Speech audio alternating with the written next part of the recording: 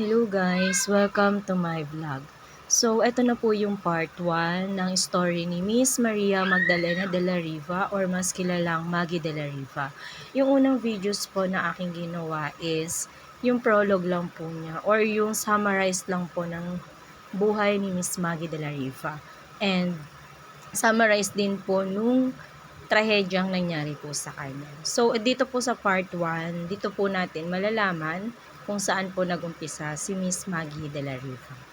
So, guys, please don't forget to follow, like, share, comments, and subscribe sa aking mga videos and sa aking mga link. Thank you guys!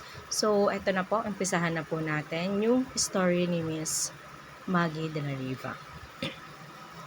Si Miss Maria Magdalena Torrente de la Riva or mas kilalang Maggie de la Riva ay ipinanganak noong September 3, 1942 sa New Manila, Quezon City at nagtapos ng high school sa Maryknoll College, ngayon ay kilala ng Miriam College, noong 1958. Nag-aral si Miss Maggie de la Riva sa kursong Secretarial Degree noong 1960 sa St. Teresa's College.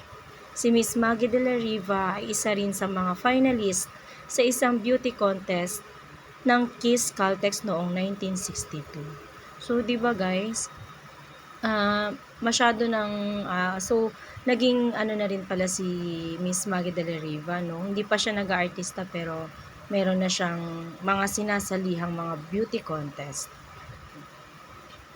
So, at noong 1963, ay ang kauna-unahan niyang paglabas ni Miss Maggie de la Riva bilang isang extra sa isang TV show na pinamagatang The Big Show, na kung saan ang naging kanyang daan ay si Mr. Ruben Tagalog. At dahil sa kanyang kagandahan at potensyal ay binigyan siya ng pagkakataon na maging isang lead actress sa isang stage play na ang title is Cat on a Tin Roof noong 1964. So, noong 1964 pala is marami na pala siyang mga naging meron na pala siyang naging isang palabas, kaya lang sa stage play pa lang siya noon. And noong 1963, lumabas naman siya, pero extra lang siya, doon naman sa shows ng The Big Show. So, di ba, bata pa si Miss Maggie de la Riva is marami na sa kanyang kumukuha, no? Nakakatuwa naman. So, tuloy na natin. At dahil sa nakilala si Miss Maggie de la Riva, dahil sa kanyang paglabas sa isang stage play, ay maraming humanga at gustong kumuha sa kanya ng mga producer. Nagkaroon din siya ng isang radio program sa DZRZ ng Manila at ang kanyang program ay ang pakikipagtipan kay Maggie de la Riva noong 1964 at naging isang Miss Lucky Centavo. Di ba nakakatuwa?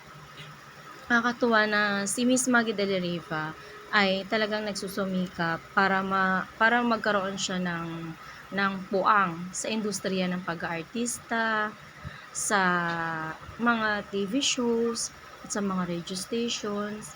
So, si Miss Maggie de la Riva pala ay isang dedicated at talagang matalinong estudyante.